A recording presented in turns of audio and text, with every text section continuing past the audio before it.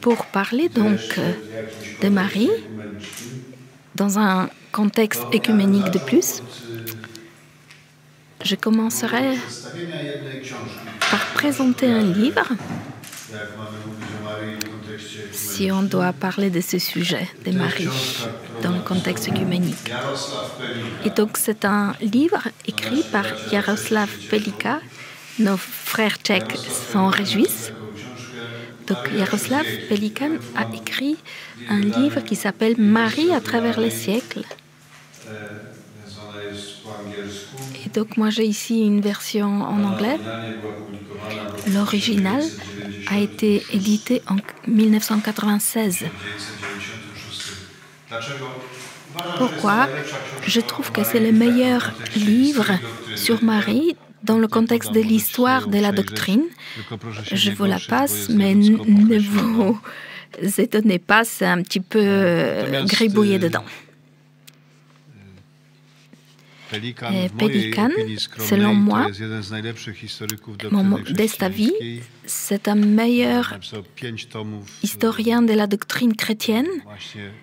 Il a écrit 5 tomes de l'histoire de la chrétienté, du christianisme, et c'est traduit en polonais. Et si ces questions vous intéressent, ça vaut la peine de puiser dans ces 5 tomes, même si je pense qu'il n'y a que 3 qui ont été traduits en polonais et pas la totalité. Donc l'histoire du christianisme et de la doctrine chrétienne. Monsieur Marek est toujours au courant et moi, par contre, je suis déjà dépassée là-dedans. Le premier livre de Pelikan qui a été traduit en polonais, c'était Jésus à travers les siècles et c'est peut-être son livre le plus célèbre. Par contre, je parle de lui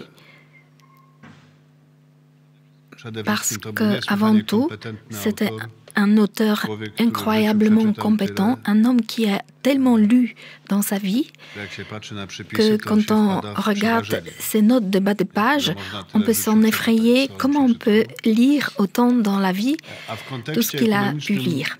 Et dans le contexte écuménique, c'est important, ça vaut la peine de parler de lui parce qu'il a été fils d'un pasteur luthérien et lui-même pasteur. Et à la fin de sa vie, il est passé à l'église orthodoxe avec sa femme. Et dans sa biographie, il a lié tous les courants chrétiens possibles.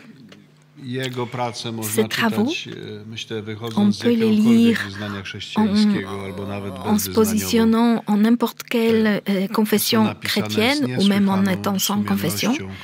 Ces œuvres sont écrites avec une honnêteté, une compétence incroyable. Et donc ce livre sur Marie, je vous le recommande beaucoup. Il est aussi édité en polonais, Marie à travers les siècles. Et moi, je me rapporte à lui à un moment. Par contre, pour vous mettre un peu de l'eau à la bouche, pour pouvoir lire ce livre, je peux vous dire seulement, après avoir lu ce livre, j'ai compris de quoi parle ce chant polonais Madone noire. Combien ce motif est profond, Madone noire. Si quelqu'un veut le savoir, qu'il lise le livre. Donc, je vais me référer à Pelikan à un moment. Mais au début, je vous donne peut-être une de ces intuitions. Pourquoi, dans la dimension écuménique, Marie peut poser parfois un problème? Pourquoi? Au fond, c'est parce que surtout les églises protestantes disent que le développement de la science sur Marie, dans l'Église catholique en particulier, n'est pas proportionnel par rapport aux données bibliques. Donc, ce que nous pouvons voir dans la vie, dans la tradition, dans le culte marial dans l'Église catholique, n'est pas proportionnel et pas proportionnellement grand par rapport aux données qu'on peut tirer de l'Écriture elle-même. Donc aucun motif biblique n'est pas un problème œcuménique. Par contre, tout ce qui est apparu dans l'histoire de l'Église, dans le développement historique de l'Église, ceci peut être un sujet de doute, de discorde, etc.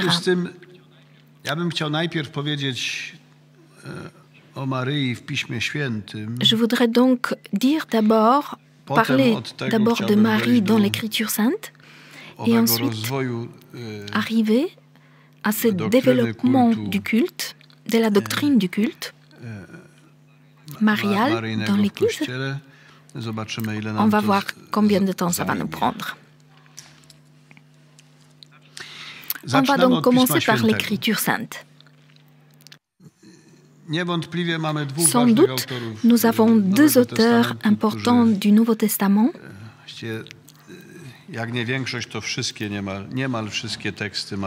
qui ont transmis la plus grande partie des textes mariaux.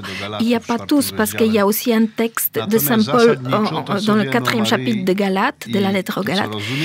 Et tout ce qu'on sait de Marie, essentiellement de Marie, on le doit aux deux évangélistes, à Saint Luc et à Saint Jean. Leurs images sont complémentaires, mais sont différentes. Sans doute, quant à notre imaginaire marial, on le doit le plus à Saint Luc. Et c'est l'arrière-fond de la tradition, l'arrière-fond biblique de la tradition, quand on dit que Saint Luc aurait peint le plus d'images de Marie, y compris l'image de Marie de Częstochowa, ainsi qu'une autre image, celle de Salus Populi Romani dans la basilique Sainte Marie Majeure, ou autrement Sainte Marie des Neiges de Rome. Il y a donc beaucoup de vieilles images de Marie dont les traditions locales disent qu'elles auraient été peintes par Saint Luc. La source biblique pour cette pensée est que si nous avons une image concrète de Marie devant nous, elle vient avant tout de chez Luc, de l'évangile de Luc. Il nous a dépeint de façon très belle Marie, pas par le pinceau, mais par sa parole. L'image de Marie chez Saint Luc est une image d'une disciple modèle du Seigneur. Marie est montrée dans l'évangile de Saint Luc comme modèle d'un disciple, d'un croyant. Et c'est un motif qui, dans l'évangile de Luc, se répète comme un refrain. Donc le premier texte de Luc, c'est l'Annonciation, premier chapitre, versets 26 à 38. Parfois je dis que c'est peut-être le plus beau texte sur la foi, qui montre ce que ça veut dire être un homme de foi. Par quoi commence la foi? La foi commence par le fait que Dieu t'envoie un ange avec la parole, avec une parole. Dieu est venu vers Marie avec sa parole, avec la parole.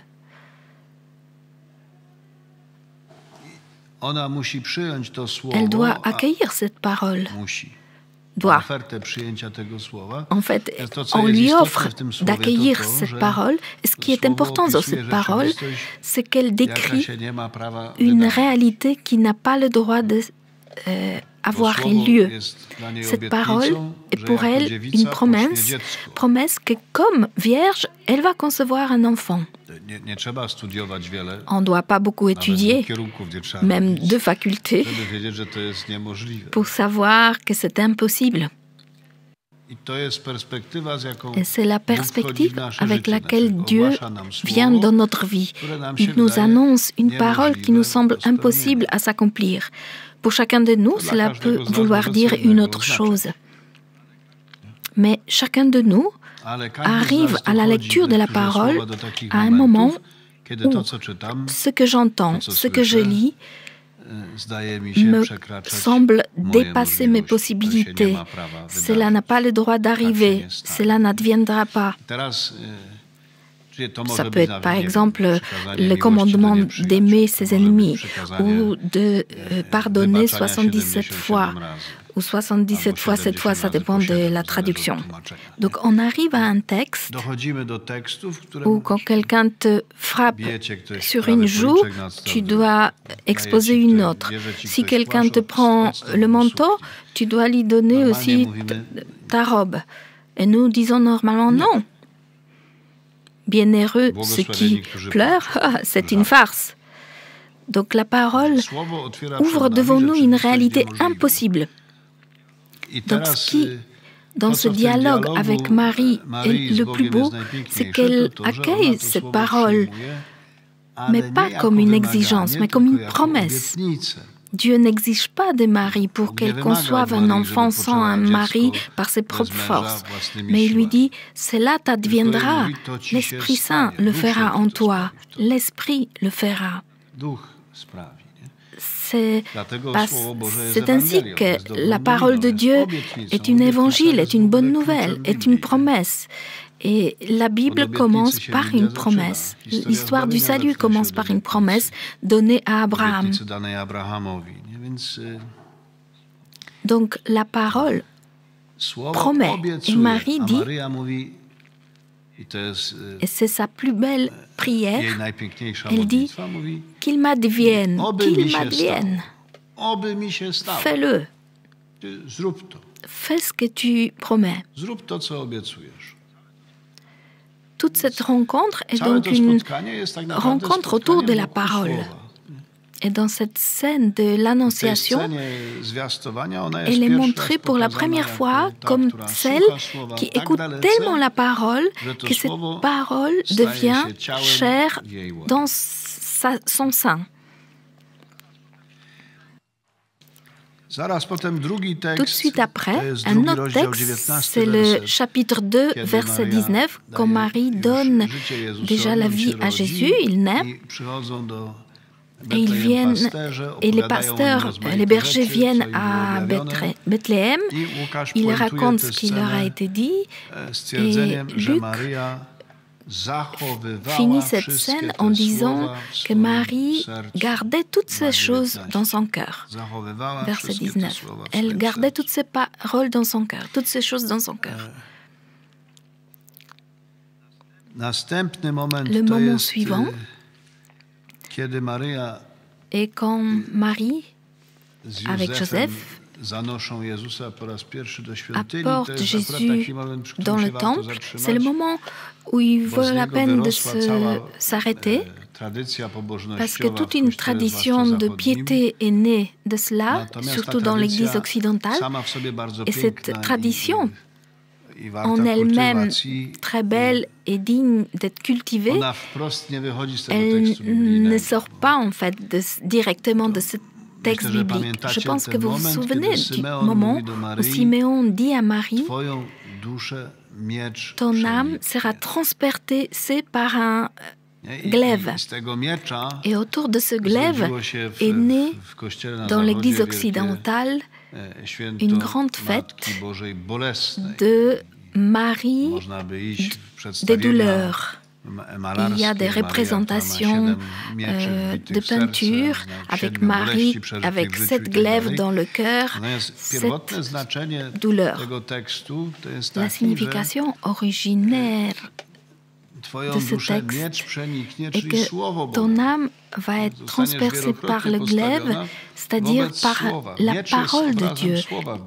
Le glaive est une image de la parole dans la Bible. Et c'est une des plus importantes images de la parole. Vous vous souvenez que Jésus, dans l'Apocalypse, a un glaive dans la bouche.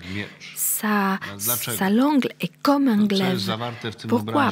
Qu'est-ce qui est contenu dans cette image que la parole serait comme un glaive? C'est un appel à prendre une décision. Si un glaive est levé au-dessus de toi et il doit tomber, et il va tomber, tu dois te décider, ou bien à droite ou bien à gauche. Si tu restes au milieu, ben, il va te découper en deux. Donc la parole demande une décision. Dans l'Apocalypse, il y a ce texte, que tu sois ou chaud ou froid, et si tu es tiède, je vais te vomir de ma bouche. C'est une image peu sympathique. Personne ne va être vomi. Personne ne va être découpé en deux. Si tu ne vas pas être découpé, tu dois te placer d'un côté ou d'un autre. Le glaive demande une décision. Et Siméon dit à Marie, au fond, tu vas devoir dans ta vie, plusieurs fois, prendre une décision face à la parole. C'est pour la première fois à ce moment, mais ça va revenir à plusieurs reprises dans l'évangile de Luc, qu'il ne suffit pas d'avoir un lien avec Jésus au niveau de la chair, de sang.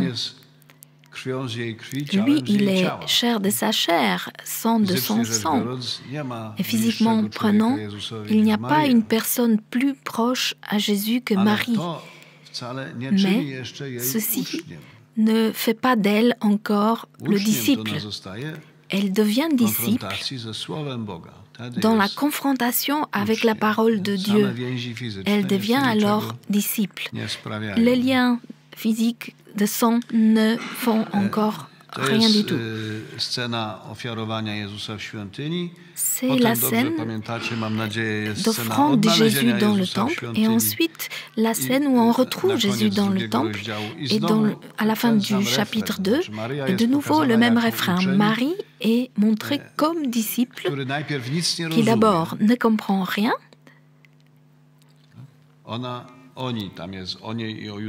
On parle d'elle et de Joseph aussi.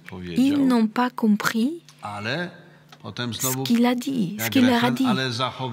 Et ensuite, de nouveau, comme un refrain, il est dit, mais elle gardait tout ceci dans son cœur.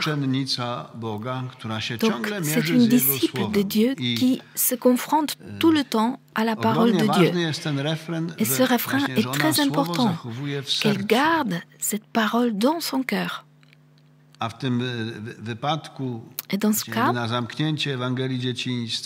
pour clore cet évangile de l'enfance de Jésus, se garder dans le cœur est important, d'autant plus qu'elle garde dans le cœur une parole qu'elle ne comprend pas elle-même. Et ce n'est pas du tout évident quand j'entends une parole que je ne comprends pas. Ça rentre par ceci, par là. Donc si je ne comprends pas, je m'en occupe peu. Si c'est trop difficile pour moi. Et pour elle, non, elle ne comprend pas, mais elle garde cette parole. Et dans le temps, cette parole va s'éclaircir. Et évidemment, elle va avoir la lumière. Dans 3 jours, quand elle retrouvera Jésus, et dans 20 ans, elle va comprendre ce qu'il pensait quand il disait ceci ou cela. C'est le modèle du disciple qui est capable de garder pendant 20 ans dans son cœur une parole jusqu'au moment où il va être révélé dans la vérité. Cette parole va être révélée dans la vérité. Je le dis souvent aux jeunes gens, même 1000 choses que vous entendez aujourd'hui dans l'Église ne sont pas aujourd'hui pour vous.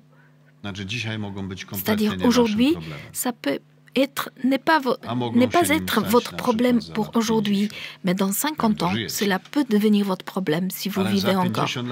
Mais dans 50 ans, il peut y avoir un événement que vous n'arriverez pas à traverser si cette parole que vous entendez aujourd'hui, vous la jetterez juste parce que ce n'est pas le moment pour vous. vous allez manquer cette parole au moment où vous en aurez besoin. Vous allez en manquer. Marie n'a pas manqué cette parole. Elle l'a gardée dans son cœur. Ces textes appartiennent à ce qu'on appelle l'évangile de l'enfance. Et encore, il y a chez Luc deux textes importants. Le premier, c'est dans le chapitre 8, 19 à 21.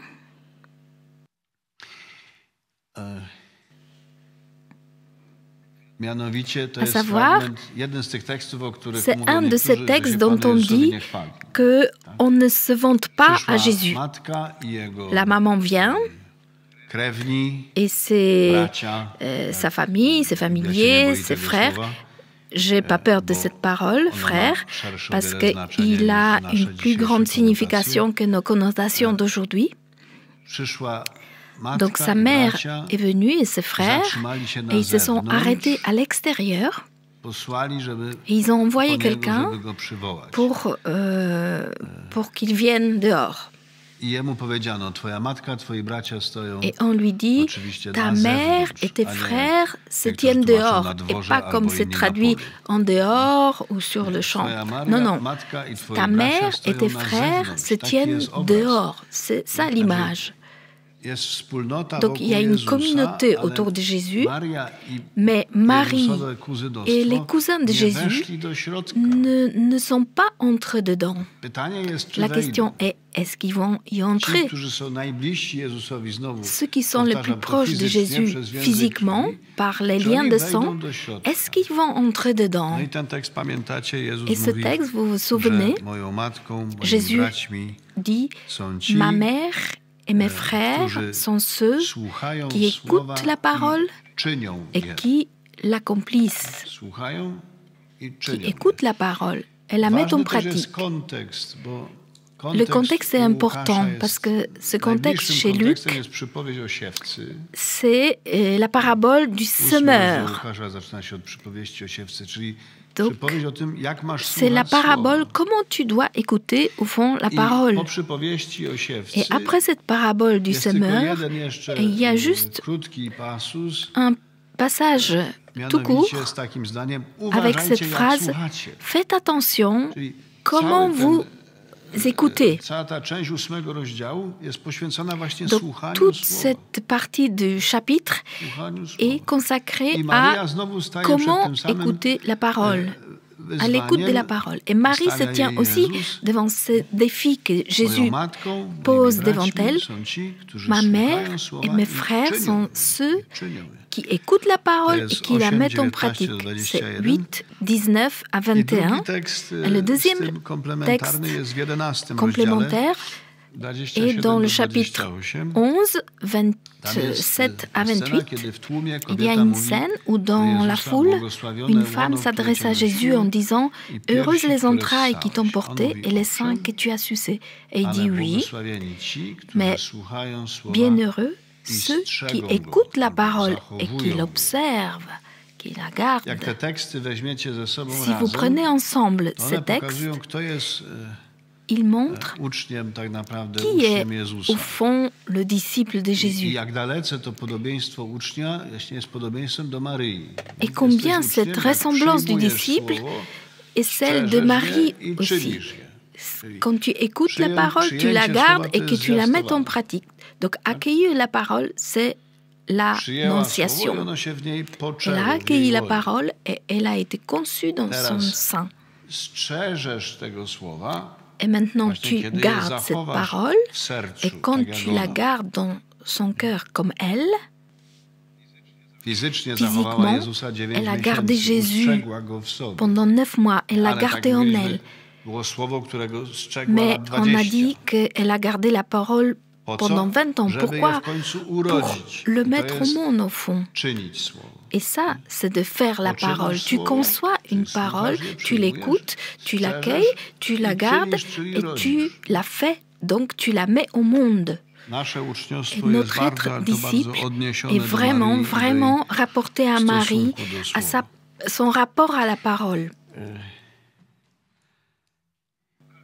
Et ces textes, ce sont des textes de Luc, et sans doute Saint Augustin se base là-dessus dans sa réflexion en disant « Marie a d'abord conçu la parole dans son cœur et ensuite dans son sein. » Et le fait d'avoir conçu dans le cœur a été plus important que le fait de l'avoir conçu dans le sein.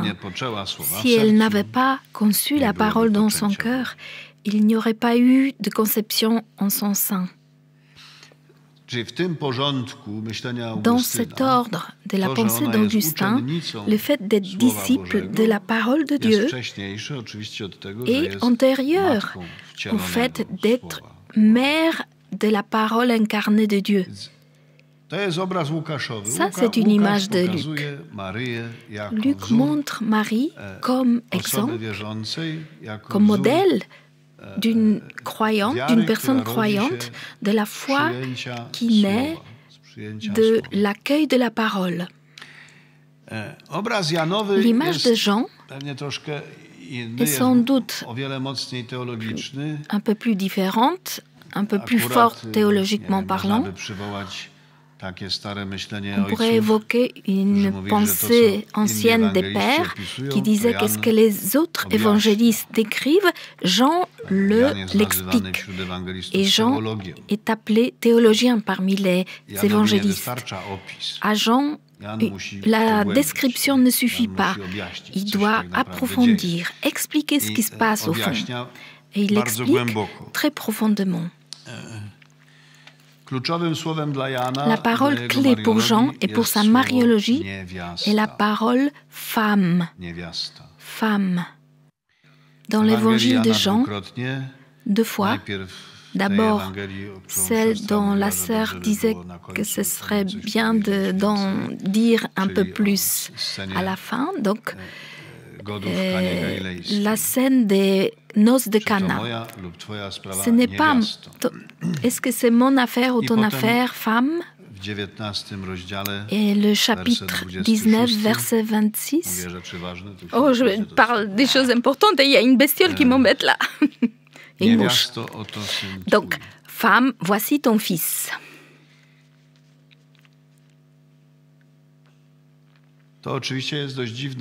Et donc c'est assez étrange comme formulation par rapport à une femme.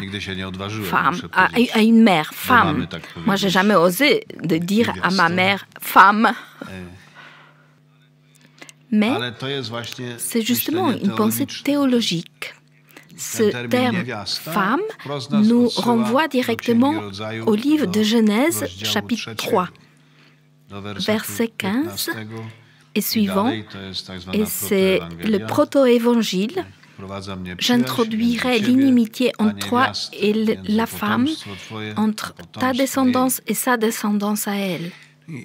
Le proto-évangile l'annonce dans le livre de la Genèse du salut, l'annonce du salut exprimée par rapport à un homme qui a accompli un péché. Ici, nous pouvons faire une petite parenthèse pour expliquer certaines choses.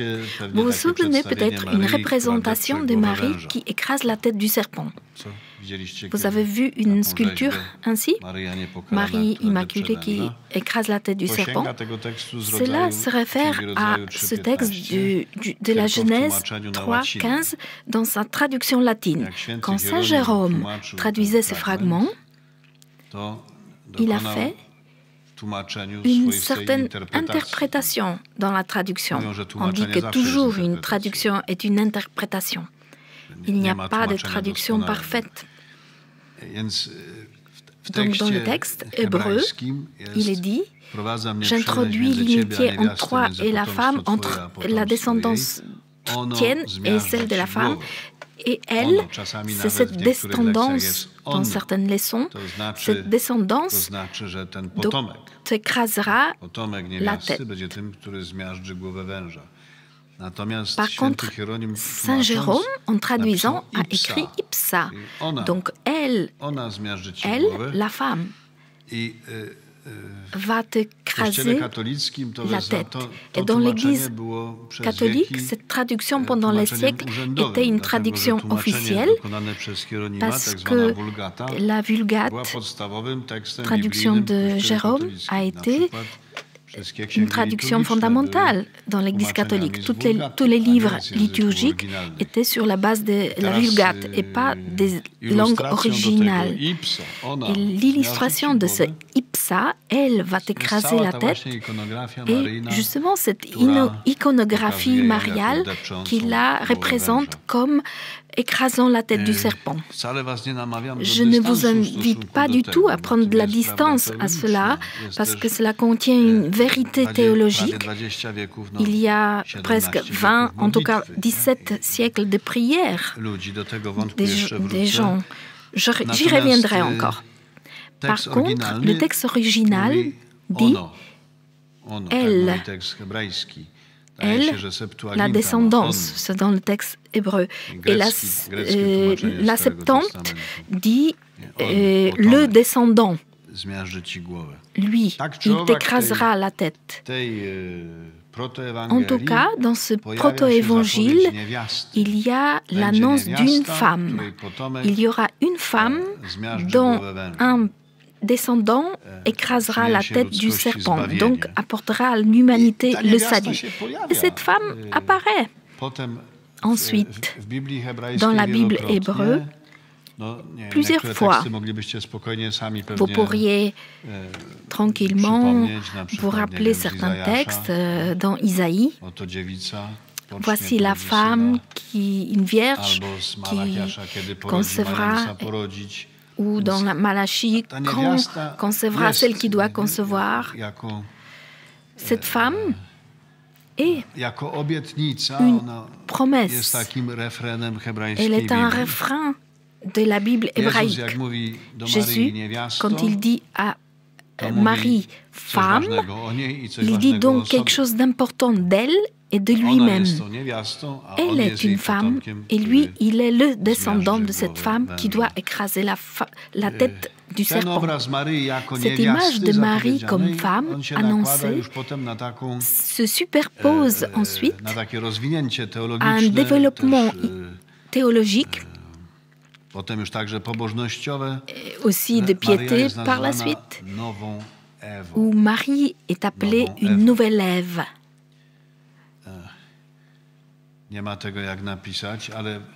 Si vous avez quelque chose à écrire, vous pouvez vous mettre par écrit Eva, donc Ève, Eva, avec des lettres capitales, des grandes lettres, Eva. Et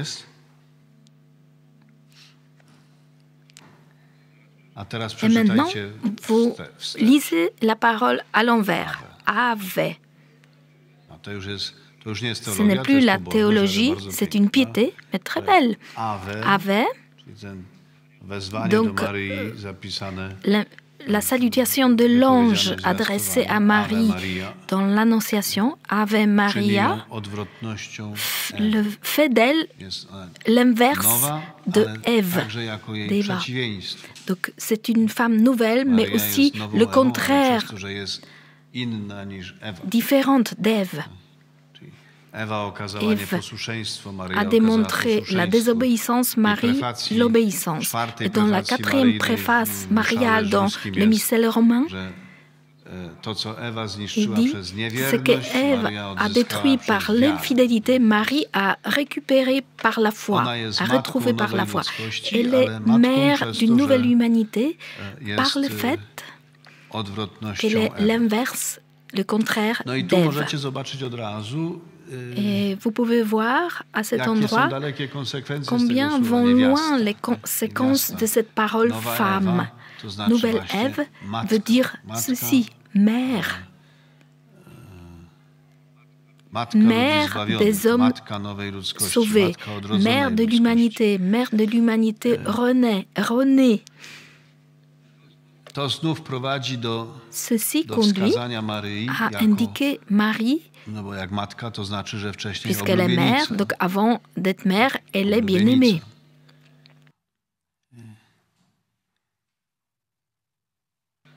Et alors, nous commençons à voir Marie comme modèle pour toute l'Église. C'est le troisième texte de Jean qui est important, Apocalypse, chapitre 12, où est montrée une femme, un grand signe dans le ciel, une femme vêtue de soleil.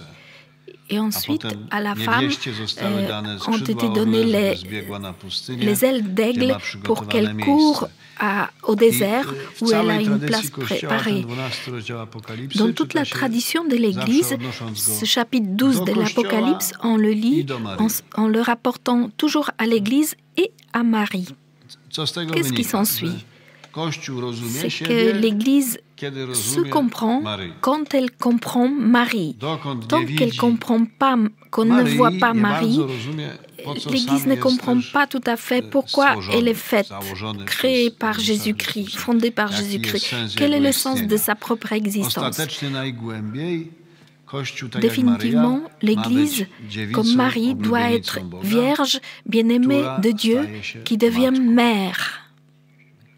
Donc l'Église, on dit joliment, l'Église sainte, notre mère. Les méchants disent que parfois elle est comme une belle-mère. Mais parfois on ne dit pas, on ne sait pas pourquoi on dit ça, parce que les belles-mères sont très sympathiques. L'Église, notre mère, mère qui transmet la vie. Donc la vision est entièrement biblique. Dans la Bible, la mère transmet la vie qui vient du Père.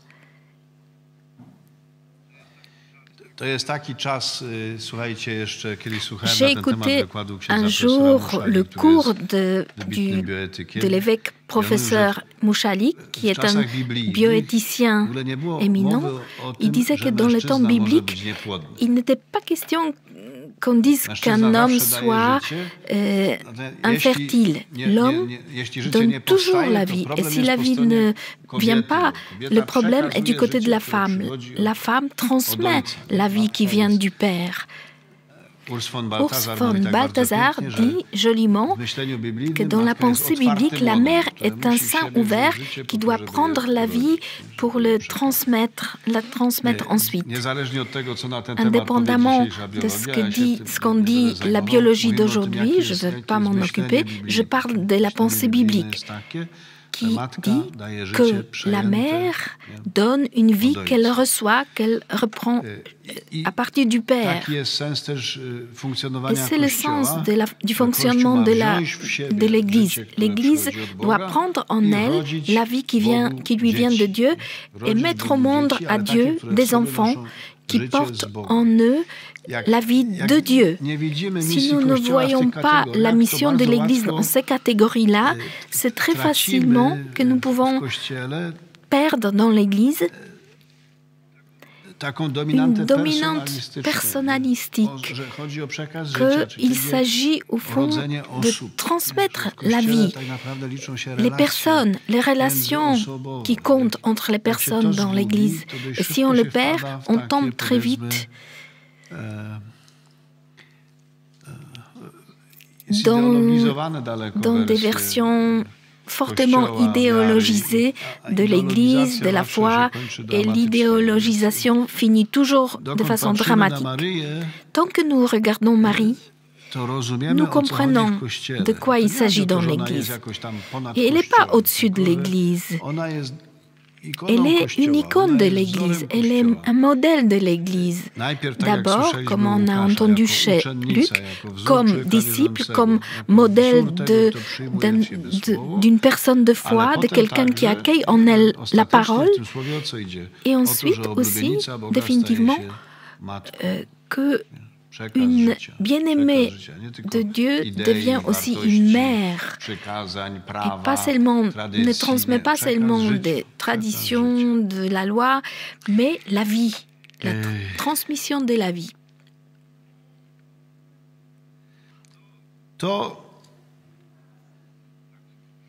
Ça, c'est en gros une image biblique. Lucanienne et johannique de Jean et de Luc. On peut y joindre Galates 4.4, un très beau texte de Saint Paul, l'unique où Paul rappelle Marie. Il dit que la parole a été conçue d'une femme sous la loi pour racheter ceux qui sont dans l'esclavage de la loi, pour qu'ils deviennent des enfants de Dieu. Et tu n'es plus un esclave, mais un fils. Et si tu es fils, tu es aussi héritier par la volonté de Dieu. Maintenant, il faudrait peut-être essayer de penser si ce que nous donne la Bible, est-ce que c'est peu ou beaucoup? J'ai commencé par dire que c'est pas trop, relativement peu. Relativement peu, sûrement,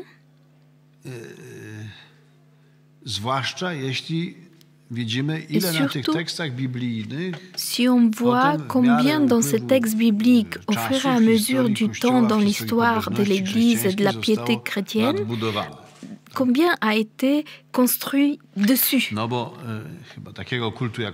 Donc,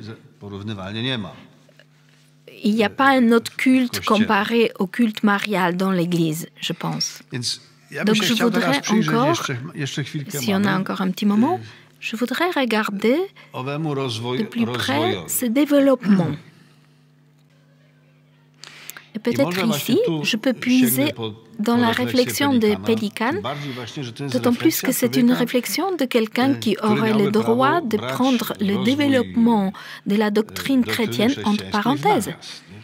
En tant que fils de pasteur et protestant, il dit « à la parole, ça suffit, basta ». Ça m'importe peu ce qui s'était passé ensuite pendant 20 siècles.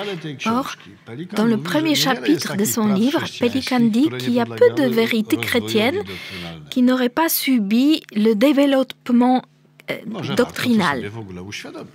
Et peut-être cela vaut la peine de s'en rendre compte. Par exemple, nous croyons en Dieu, en un Dieu dont on sait qu'il est Trinité. Trouvez cette parole dans la Bible. Ce n'est pas la même chose de croire en un Dieu et en un Dieu qui est une Trinité. Évidemment, il y a une source biblique pour cette vérité de la foi, c'est le chapitre 28 de Matthieu, l'ordre missionnaire de Jésus, qui dit « Allez, enseignez, gardez tout et baptisez au nom du Père, du Fils et du Saint-Esprit. » C'est une formulation biblique. Baptisez au nom du Père, du Fils et du Saint-Esprit. Mais nous disons par exemple dans la confession de la foi que nous disons tous les dimanches que nous croyons au Fils qui est de même nature que le Père. Homoousios. C'est déjà une langue qui n'existe pas dans la Bible. Et on a besoin d'elle. C'est-à-dire ce que la Bible cache dans cette expression « baptisé au nom du Père, du Fils et du Saint-Esprit », à un moment, cela a dû être précisé, ce que ça voulait dire. Ça voulait dire que Dieu est un en trois personnes, et ces trois personnes, ce sont consubstantielles. Je ne sais pas, on pourrait prendre par exemple le missel et lire la préface pour la solennité de la Trinité Sainte. Je la chante toujours pour le dimanche de la Trinité Sainte et je me demande qu'est-ce que les gens pensent dans l'Église. Cette préface est truffée de termes qui ne sont pas puisés dans le langage biblique, mais sont prises dans le langage philosophique. La nature, l'essence, la personne, ce sont des notions philosophiques. À ce point que, si vous vous souvenez, la confession de la foi, c'est consubstantiel au Père, ou de même nature que le Père, et lumière naît de la lumière. C'est dit pour ceux qui ne savent pas ce que c'est ousia, c'est que l'essence. Mais peut-être ils ont vu dans la vie une bougie et ils ont pris de la lumière d'une autre bougie et ils comprennent ce que ça veut dire lumière de la lumière. C'est la même essence. Vous ne trouverez pas dans le christianisme un homme, n'importe de quelle tradition, mais qui questionnerait ce canon de la foi, qui dirait « Et pourquoi ce développement de la foi dans cette direction? Ça sert à quoi? On serait pauvre si ce développement n'aurait pas eu lieu. » Précision. Description très précise. En fait, en qui nous croyons, en quoi nous croyons en disant que Dieu est un en Trinité. Deuxième exemple, cité par Pelikan, je pense que pour lui, moins évident encore que pour nous, qui touche la vérité eucharistique. Jésus dit, ceci est mon corps, ceci est mon sang. C'est un langage de Jésus. Nous pouvons y rajouter le texte de Saint Paul, de première lettre aux Corinthiens. Je vous ai transmis ce que j'avais accueilli moi-même, que Jésus, la nuit où il a été livré, a pris le pain, a dit « ceci est mon corps », a pris le vin, « ceci est mon sang ». Et à ce sujet, rien de plus. Donc, nous, on emploie une telle notion de transsubstantiation. En latin, transsubstantiatio. Substance, c'est plus ou moins, c'est l'essence, c'est la nature, ousia. Quelqu'un sait en quelle année on a défini la transformation eucharistique comme transsubstantiation? Je ne demande pas à M. Marek. En 1215, 4e concile de Latran. Il y a eu une grande confusion autour de des vérités eucharistiques et l'Église rassemblée à ce concile s'est dit on doit préciser ce dont il s'agit vraiment précisément dans l'Eucharistie et on a utilisé une notion non biblique. On peut s'imaginer que plusieurs siècles après, différents chrétiens avaient un problème avec ça.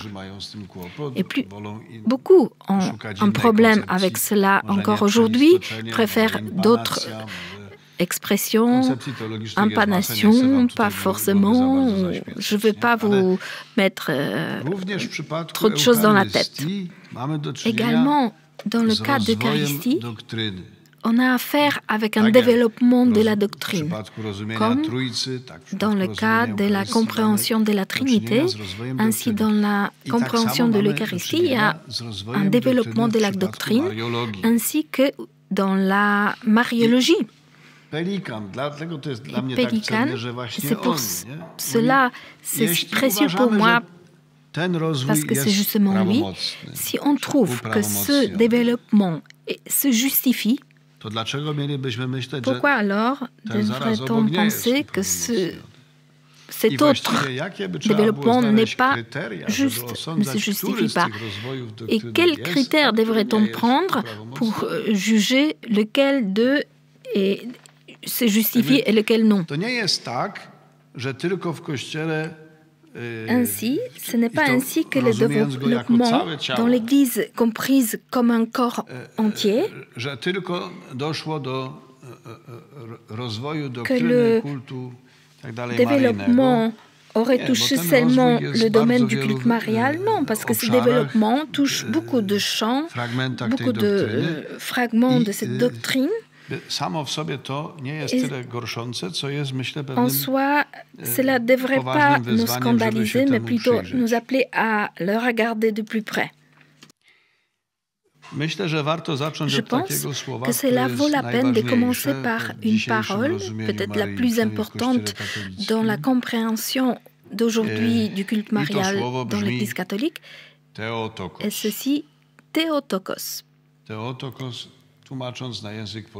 en traduisant en polonais la mère de Dieu.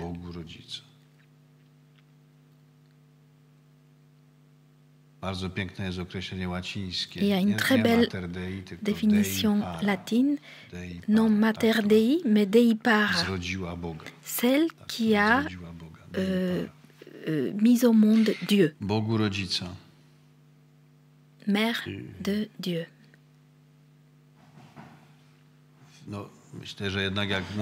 Je pense que, puisqu'on est en Pologne, on ne peut pas ne pas dire que c'est la plus ancienne hymne polonaise, que la tradition attribue à Saint Adalbert. Vive les Tchèques!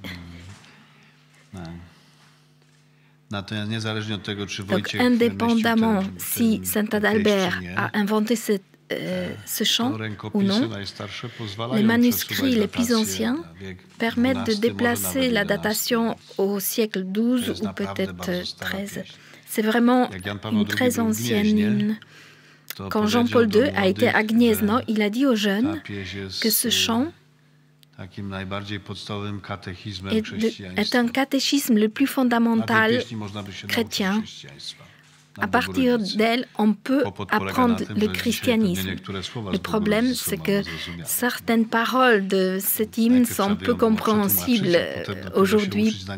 Il faudrait d'abord donc traduire et ensuite apprendre le christianisme d'elle.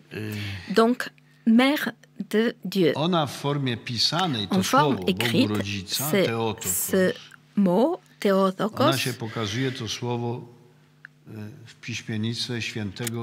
ce mot apparaît dans les écrits de saint Athanase, qui a été évêque d'Alexandrie.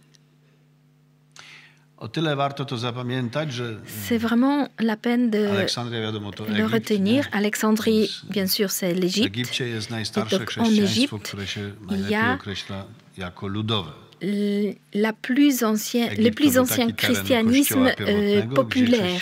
C'était un terrain de l'Église primitive où le christianisme est allé pour la première fois dans les campagnes. Parce que si vous lisez les Actes des Apôtres dans la Bible, vous devez voir que le christianisme est une confession citadine plutôt.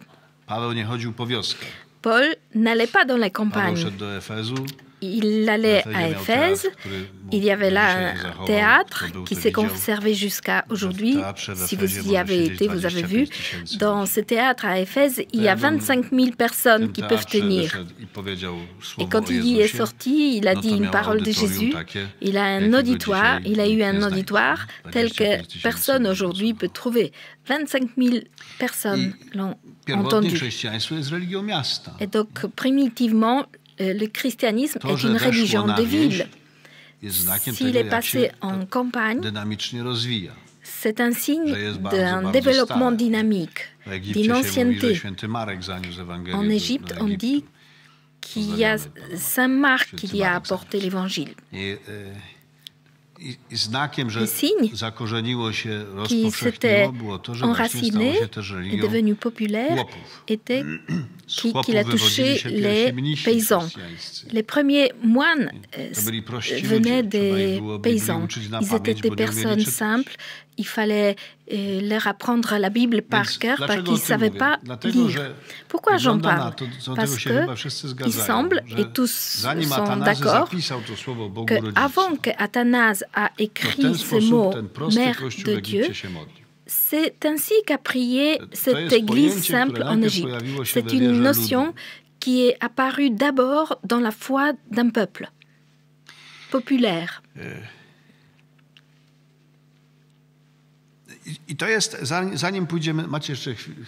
Vous avez encore un peu de force, un peu de temps et de courage avant d'avancer. La question de piété populaire, beaucoup de gens prennent de la distance par rapport à cela. C'est une sœur un peu rebelle de piété d'élite. Il y a un catholicisme éclairé et un catholicisme populaire. le christianisme élitaire et le christianisme populaire, tel auquel il vaut mieux avoir de la distance et ses soupçons. La piété populaire, c'est un certain élément déchaîné, ça vient d'en bas et il faut être un évêque pour le maîtriser au moins un peu. Mais je voudrais vous dire qu'aujourd'hui au moins, après 20 ans de l'Église, aujourd'hui dans l'Église, il y a beaucoup plus de respect à cette piété qu'il y a, par exemple, 100 ans, à ce point que le pape François utilise l'expression « spiritualité populaire ». Pas seulement religiosité ou piété, mais spiritualité. Il dit « Regardez la spiritualité populaire comme une grande force évangélisatrice ». Qui regarde cette piété, cette spiritualité populaire, il va trouver Dieu qui agit. À la place d'un soupçon, vous savez, cette piété populaire, ça touche la magie. Et ça sort dans la discussion quand en Pologne commence le mois d'août. La Pologne se met en pèlerinage. C'est un classique exemple de piété populaire. Et ils marchent, ils chantent ce qu'ils pensent.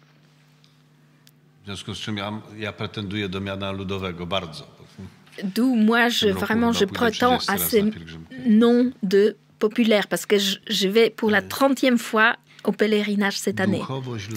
Donc, spiritualité populaire.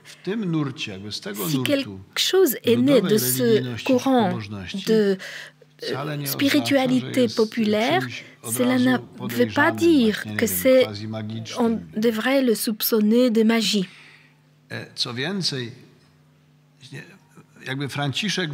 Plus encore, le pape François, en disant spiritualité populaire, pointe sur un principe ancien, lex orandi, lex credendi. Donc la loi de la prière est loi de foi. Si les gens prient ainsi, une telle ou une telle prière des gens montre une vérité de la foi. Combien est important ce principe est démontré par la vérité du péché originel. Parce que dans sa prière, l'Église a toujours donné le baptême pour le pardon des péchés. Et quel péché on remet à un nouveau-né qui n'a fait aucun péché personnel et ne le fera pas encore pendant plusieurs années. Mais l'Église a toujours prié en donnant le baptême pour le pardon des péchés.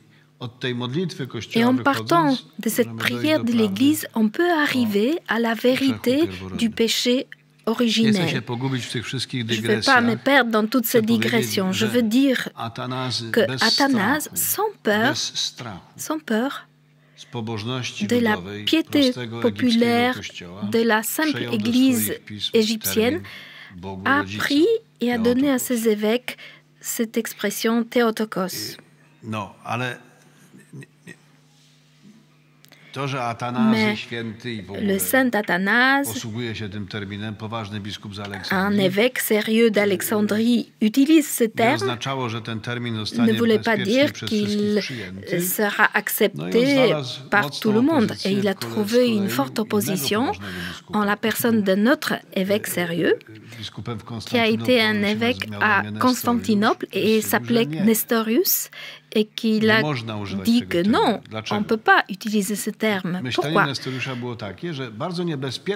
Parce qu'il est très dangereux de mélanger les natures dans Jésus. Jésus est un homme et un Dieu. Et Nestorius disait, ces deux natures, il faut les séparer très clairement l'une de l'autre. C'est très dangereux de mélanger les natures. Par exemple, prendre Jésus comme un homme-dieu ou Dieu-homme ou tout, un seul grand mélange. Nestorius dit, il faut les distinguer très clairement. Et il le disait assez radicalement parce qu'il avait peur de cette caricature de Jésus. Je ne sais pas, comme parfois dans les apocryphes, il est montré comme un petit Jésus qui joue, qui fait des petits oiseaux de l'argile et un collègue vient, il lui les détruit et comme Jésus est Dieu, il tape les mains et les oiseaux s'envolent. En lui, tout est donc mélangé. Parfois, il agit comme Dieu, parfois comme homme. Il peut ainsi, il peut ainsi. C'est pas sans raison que l'Église n'a pas accepté ces apocryphes comme fondement de sa foi. Néanmoins, chez Nestorius, cette séparation a été tellement soulignée.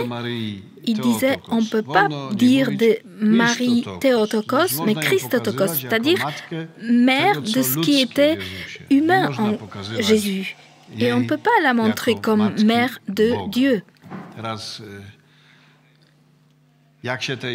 Et si vous regardez de plus près cette thèse, le problème n'est pas qui est Marie. Le problème est ce qu'on croit de Jésus. Si on a une foi correcte quant à Jésus, si on a la foi que Jésus, c'est deux natures en une seule personne, non mélangées, non transformées, mais non plus séparables. Mais ce que je viens de dire, ça a été mis par écrit en 451 en Chalcédoine, 20 ans plus tard. Mais pour dépasser toute cette querelle entre Athanase, en simplifiant, et Nestorius, on a convoqué un concile à Éphèse. Et si Dieu vous permet, allez-y. Pas loin de cette Éphèse antique, il y a des ruines assez sympathiques, une église, l'église où ce concile a eu lieu. Cette église était sous l'évocation du nom de Marie, Mère de Dieu. Donc c'était plus que la foi de l'Égypte. Parce qu'Éphèse, on sait tous, c'est la Turquie d'aujourd'hui. Et la foi a été déjà exprimée comme évocation d'un nom de l'Église, Marie, Mère de Dieu. Et donc en 431, à ce concile à Éphèse, on a décidé que vraiment ce titre est attribuable à Marie, Mère de Dieu. Mais ici, il n'est pas question de Marie. Il est question de notre foi concernant Jésus. Le principe qui se tient derrière ce titre Mère de Dieu est un principe théologique, communicatio idiomatum, donc communication des idiomes ou des attributs. Par exemple, on dit Dieu naît, ou on dit Dieu est mort sur la croix, ou on dit voici le sang de Dieu.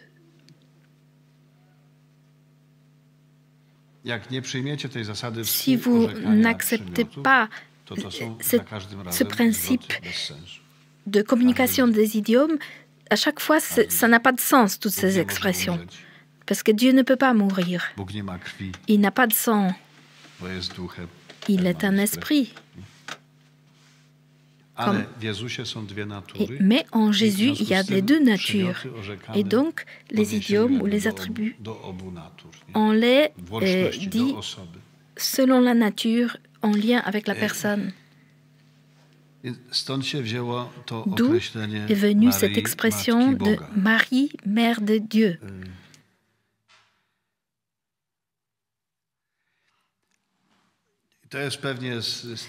C'est sans doute dans ces questions du développement le plus important. Peut-être une autre chose, peut-être plus légère encore, mais non moins importante. Cela concerne le culte marial. Il y a beaucoup d'incompréhensions, de quiproquos, qui viennent du fait que tout le monde n'a pas envie de connaître le développement de la doctrine. Un exemple simple. Encore dans mes temps de Cracovie,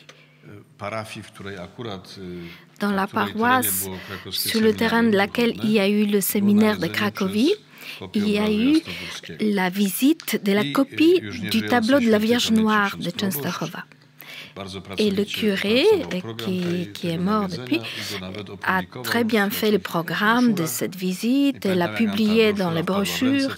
Et je me souviens, au séminaire, on a trouvé un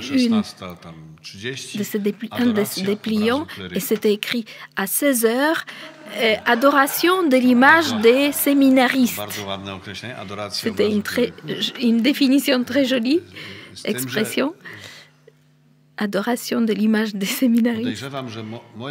Donc je soupçonne que ma sensibilité est différente par rapport à cette expression que la vôtre. Parce que pour moi, le moins acceptable est la parole adoration et pas l'image des séminaristes. Donc là, on peut sourire. Le plus grand problème pour moi, c'est la parole adoration. L'adoration ne s'attribue pas aux séminaristes et elle ne s'attribue à aucun tableau. Et non plus à Marie. L'adoration ne s'attribue à personne et à rien à part la nature de Dieu lui-même, à Dieu lui-même. Le culte qu'on décrit comme adoration ne peut être rapporté qu'à Dieu. Depuis quand on le sait, peut-être depuis longtemps, mais précisément l'Église l'a écrit en 787. C'était le concile Nicée II. Et c'est intéressant, c'est très intéressant, toute cette histoire de la doctrine, du développement de la doctrine. On parle de ce concile, que c'est le dernier concile, grand concile christologique. Même s'il s'est occupé avant tout de la possibilité ou de l'impossibilité du culte des images. 7e et 8e siècle dans l'Église, la grande question et dispute dans l'Église, est-ce qu'on peut honorer les images dans l'Église? Chemenef, ils ont beaucoup de belles images. Est-ce qu'on peut honorer les images? Dans la décision finale, toutes les disputes ont été prises en compte. Par exemple, que c'est une tradition, la vieille voie des pères, qu'on honore les images. On citait Basile le Grand, qui disait que le culte de l'image se rapporte à l'archétype. Nous n'honorons pas la croix, mais le Christ qui est cet archétype. L'abbé Jakub Wujek, jésuite, traducteur de la Bible en polonais, disait que le culte de l'image se rapporte à l'original. C'est une très jolie traduction du second concile de Nicée. Et donc, qu'il se rapporte à l'archétype finalement. Donc, au second concile de Nicée, on a dit, ben oui, il y a aussi une théologie profonde possible de l'image qui vient de l'incarnation du Fils de Dieu. Quand il s'est incarné, c'est la première et la plus importante image de Dieu est née. Qui m'a vu a vu le Père. Et en partant de cette image maintenant, qu'est le Fils incarné de Dieu, il y a dans l'Église un droit à faire des images. C'est l'enseignement de l'Église encore indivise. C'est le 8e siècle, on est avant toutes les divisions encore. Mais puisqu'il y a ce culte qui est admissible. Les pères, bien sûr, ils l'ont écrit en grec. Les Grecs avaient encore cette civilisation antique non détruite par personne. Et à l'Occident, on a été déjà, après les invasions des peuples, et la civilisation était tombée. Et là-bas, encore, ils écrivent en grec et le latin n'est pas encore compréhensible. Et donc, cet enseignement ne pouvait pas être facilement accepté, d'où beaucoup d'incompréhension. Et les pères parlaient du culte latreia, c'est le culte d'adoration et il se rapporte uniquement à la nature de Dieu. Tu peux adorer le Saint-Sacrement. Tu peux adorer Dieu. Tu peux adorer la croix. On parle de l'adoration de la croix, mais on adore en fait Jésus le Christ. Mais on n'adore pas les saints. On n'adore pas Marie. D'autant plus, on n'adore pas les images, les tableaux, les reliques. Il y a un autre culte qui d'ailleurs en grec, en latin, s'appelle doulia. C'est le culte de honneur, de respect. Et quant à Marie maintenant, à cause de leur place exceptionnelle dans l'Église, dans l'histoire du salut, on parle hyperdoulier. Donc, une honneur un peu plus grande. Mais c'est toujours encore dans le registre de l'honneur, peut-être exceptionnel, mais pas d'adoration. J'en parle. Parce que je pense que si dans l'Église catholique parmi nous, il y a eu une compréhension précise de ce culte, on aurait évité beaucoup d'incompréhension dans les rencontres avec les chrétiens, d'autres frères et sœurs d'autres églises.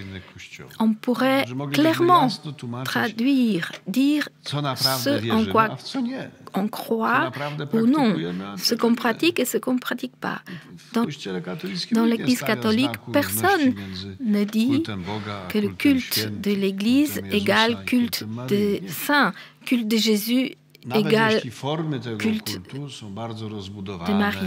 Même si les formes de ce culte sont très riches, peut-être très élaborées, dans notre conscience, ce n'est vraiment pas la même chose.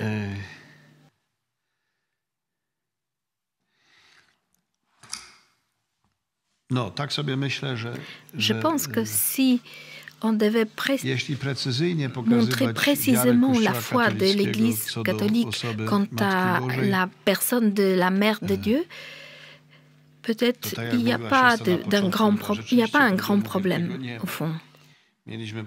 On a eu une très belle expérience de pèlerinage œcuménique de Łódź en Terre Sainte. 6 églises participantes qui sont parties, 300 personnes. Le premier office qu'on a eu ensemble, c'était à la grotte de l'Annonciation. Et tous les chrétiens ensemble ont vu Marie comme disciple de la parole de Dieu, où on a vécu tous que cette parole, il faut la prendre, accueillir et garder dans le cœur et mettre au monde. Il y a eu cette belle célébration où chacun des leaders ecclésiaux était avec une Bible et donnait à chacun qui s'approchait, luthérien, catholique, calviniste ou orthodoxe, ils ne choisissaient pas leur ministre, ils s'approchaient du plus proche et ils recevaient une parole de Dieu. Dans le même endroit où Marie a reçu la parole qui cherchait à s'incarner. Je pense que, par exemple, de l'Église orthodoxe, nous pouvons beaucoup apprendre et on est en train d'apprendre beaucoup dans la compréhension du culte marial. Il y a certains problèmes quant à l'Église orientale, non pas quant au fond, mais quant à la forme. Il s'agit surtout des 2 derniers dogmes mariaux du XIXe siècle, de l'Immaculée de Conception et Assomption de Marie. Mais la foi qui se cache derrière ces dogmes est une foi commune à nous tous. Le problème, ce n'est pas la foi, mais que ces dogmes ont été formulés de telle manière et pas une autre, et aussi déterminés par les papes, et pas dans une consultation avec toute la chrétienté, tout le corps des chrétiens, tout le corps du Christ. Peut-être j'arrête là, parce que c'est le temps, parce que l'oxygène a fini. Encore une parole d'introduction que m'a demandé la sœur. Vous aurez un temps, et moi aussi, je m'assierai. On aura 1 heure pour prier. Et cela va être l'évangile de Cana de Galilée. Donnez-moi un texte polonais. C'est le 2e chapitre de l'évangile de Jean. Vous pouvez l'ouvrir.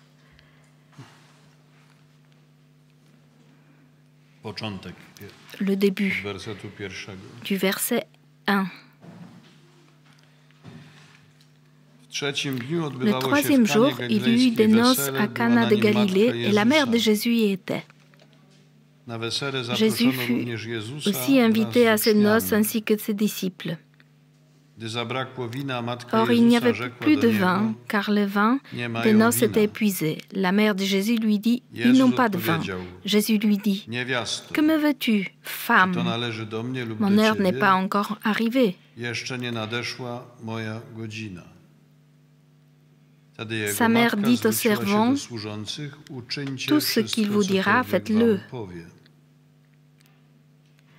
Or, il y avait là 6 jarres de pierre destinés aux purifications des Juifs et contenant chacun 2 ou 3 mesures.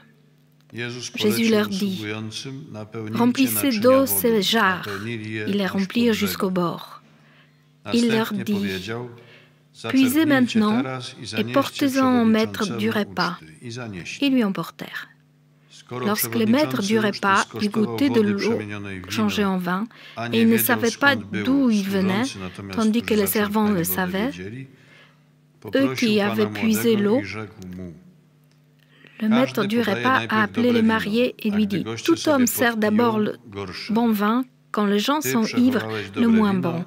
Toi, tu as gardé le bon vin jusqu'à présent. » Tel fut le premier des signes de Jésus. Il l'accomplit à Cana de Galilée et il manifesta sa gloire et ses disciples crurent en lui. Après quoi, il descendit à Capharnaüm, lui ainsi que sa mère et ses frères et ses disciples, et ils n'y demeurèrent que peu de jours. Cet évangile, on peut l'ouvrir avec plusieurs clés. Sans doute, une clé importante est la parole signe. On parle souvent de miracle de Cana de Galilée et Jean dit signe, c'est-à-dire Jésus enseigne quelque chose à travers ce qu'il a fait. Le signe renvoie au-delà de lui-même. Au premier rang, Jésus ne tient pas vraiment seulement à ce qu'ils aient de quoi boire pendant ces noces. S'il fait cela, c'est qu'il enseigne. Et Dieu enseigne par les paroles et par les signes.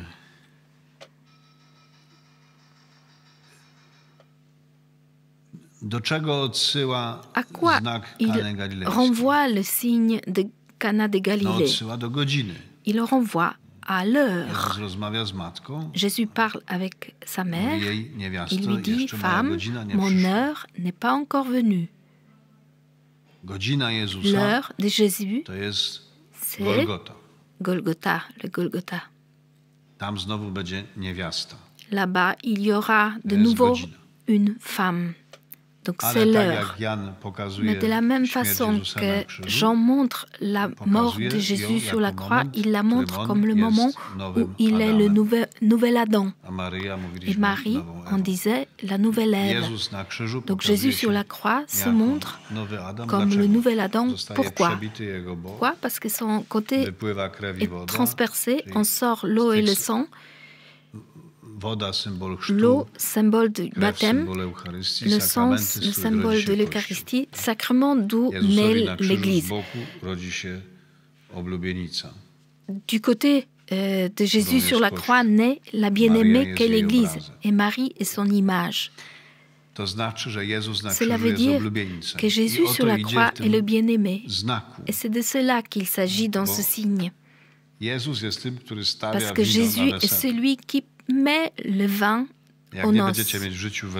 Si vous n'allez pas avoir dans votre vie un mariage sans alcool, alors vous devrez convenir avec le jeune époux, le futur époux, que c'est lui qui offre le vin. C'est les principes simples dans le monde au moins d'où je viens. Et ça, c'est la fonction du jeune marié. La jeune mariée, tout autre chose, mais l'alcool, c'est le jeune marié. Et Jésus a offert le vin de ses bien-aimés. C'est lui le bien-aimé. C'est lui le bien-aimé. Et c'est le moment où cet amour de bien-aimé se réalise, se manifeste en plénitude. C'est quand il, comme dit saint Paul, se livre pour l'Église. Et c'est l'heure du Golgotha. Et c'est absolument christologique. Ce signe, du début à la fin, à Cana de Galilée, il est profondément christologique. Jésus est le bien-aimé.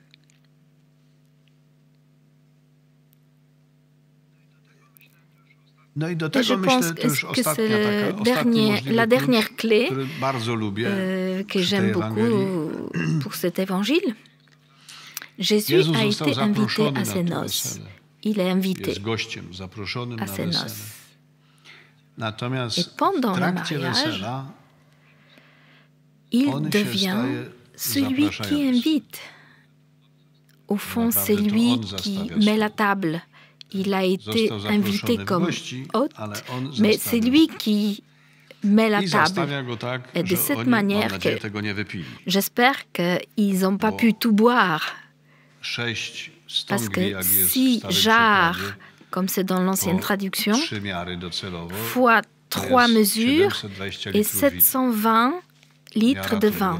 Une mesure, c'était 40 litres. Donc 6 fois 3 fois 40 et 720. Cana, c'était un petit village. Et eux, ils avaient déjà bu. Et encore 720 litres. On peut s'imaginer ce qui s'y passait. Il y a une image puissante dedans. Jésus quand il met la table, il le fait abondamment. Quand il donne à manger aux gens, il en reste 12 paniers de reste. Ils ne sont pas en mesure de manger ce qu'il leur donne.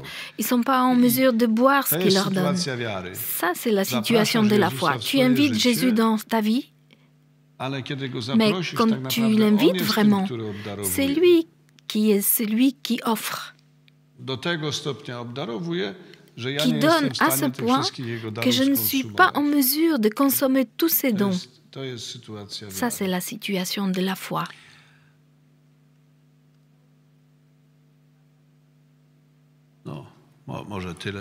Peut-être on va en rester là, parce que le reste, vous allez le lire vous-même.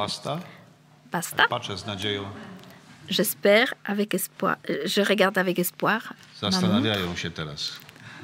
Ils réfléchissent. Knują.